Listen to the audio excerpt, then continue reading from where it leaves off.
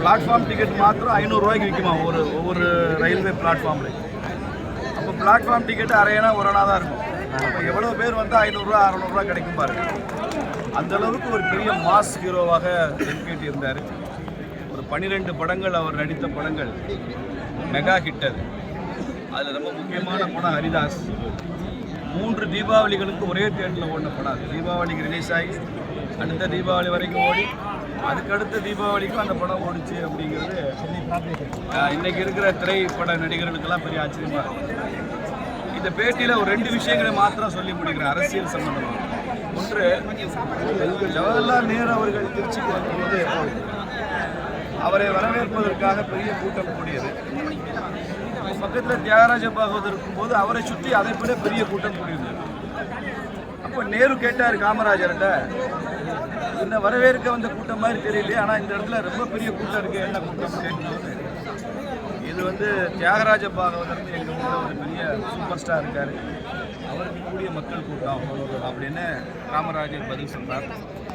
இவ்வளவு செல்வாக்குள்ள ஒருத்தரை நீங்கள் காங்கிரஸ் கட்சியில் சேர்க்காம இருக்கீங்க, நான் சொன்னேன்னு சொல்லி அவர் உடனே காங்கிரஸில் சேர்த்துடுங்க, அவர் என்ன பதவி கேட்குறாரோ நம்ம கொடுக்கலாம் அப்படின்னு நேரு குறித்து கொடுத்துட்டு சென்று விடுகிறார். காமராஜர் மூலமாக அந்த செய்தி வருகிறது. அதுக்கு பாகவதர் அதை மறுத்துடுறார். நான் சினிமாக்காரன், நான் சினிமாவிலையும் நாடகத்திலையும் நடிக்கிறதோட பாடல் பாடுவதோடு என் வேலை முடிஞ்சு போச்சு. அரசியல்லாம் சுதந்திர போராட்டத்துக்காக பாடுபட்டவங்க, மக்கள் நலனுக்காக சேவை செஞ்சவங்க, உங்களை மாதிரி உள்ளவங்க இருக்கணும். அரசியல்வாதி இடத்துல சினிமாக்காரன் போய் உட்காரக்கூடாதுன்னு பாகவதர் மறுத்துவிட்டார். இன்னைக்கு உள்ள சினிமா நடிகர்கள் பல பேருக்கு அது பாடம். ஒரு சினிமா நடிக்கணும்னா வருங்கால முதலமைச்சரே வருகன்னு மோசப்படும்.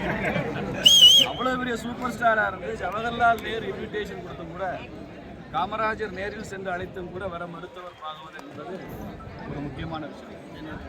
இன்னொரு விஷயம், அண்ணாதுரை அவர்களும் பாகவதர் நெருங்கிய நண்பர்கள். அறிஞர் அண்ணா அப்பெல்லாம் நிறைய சினிமாக்களுக்கு கதை வசனம் எழுதிட்டு இருந்தாரு. அதுல முக்கியமான படம் சொர்க்கவாசல்னு ஒரு படம். அந்த படத்துக்கு பாகவதர் தான் நடிக்கணும் அப்படின்னு அண்ணா வந்து பாகவதரை பார்த்து கேட்குறாரு. அந்த ஸ்கிரிப்டெல்லாம் நான் ஒரு தடவை பார்க்கணும்னு சொல்றாரு பாகவதர். அதை முழுக்க வாசிச்சு பார்த்தா நாத்திக கருத்துக்கள் அதிகமாக இருக்கிற படமா இருக்கு. இவர் பெரிய ஆஸ்திகர். அப்போ அண்ணாதுரை சொல்றாரு, நான் தெய்வ நிந்தனை பண்ண மாட்டேன், நாத்திகம் பேசுகிற படத்தில் எனக்கு இடம் இல்லை, நான் நடிக்க மாட்டேன் என்று மறுத்து விடுகிறார். இல்லை, நான் நாஸ்திகம் தானே, நான் எப்படி வேற மாதிரி படம் எடுக்க முடியும் அப்படின்னு அண்ணாதுரை கேட்குறாரு. அப்போ பாகவதர் சொல்றாரு, நான் ஆஸ்திகம் தானே, நான் எப்படி அப்படி நடிக்க முடியும் அப்படின்னு கேட்டு அந்த படத்தில் அவர் நடிக்கலை. அப்போ எதற்காகவும் சமரசம் செய்து கொள்வதில்லை என்றதில் பாகவதர் தியாகராஜ பாகவதர் தீவிரமாக இருந்தார். நாம் போற்றுகிற தெய்வீகமும் அவர்கிட்ட இருக்கு, தேசியமும் அவர்கிட்ட இருந்திருக்கு. அதனால தான் இன்றைக்கி பிஜேபி வந்து அவருக்கு அஞ்சலி செலுத்தும். திருச்சியில் இப்படி ஒரு மணிமண்டபத்தை திறந்து இப்போ முதல் வருஷம் இந்த நிகழ்ச்சிகள் நடக்கிறேன். முதல் நிகழ்ச்சியில் எங்கள் பொதுச் செயலாளர், மாநில பொதுச் செயலாளர் தலைமையில் அங்கெல்லாம் வந்து சிறப்பாக மாவட்டத்தில் ஏற்பாடு செஞ்சிருக்கிறார். முன்னாள் சிவசுப்பிரமணியன் வந்திருக்காங்க, முன்னாள் தலைவர் ராஜசேகர் வந்திருக்காரு. இவங்கெல்லாம் வந்து அஞ்சலி செலுத்துவதற்கான காரணம், பாகவதர் அவர்கள் தன் வாழ்நாள் முழுக்க தேசியத்தையும் தெய்வீகத்தையும் போற்றியவர், தேசியவாதியாக இருந்தவர், எதற்காகவும் சமரசம் செய்து கொள்ளாதவர்.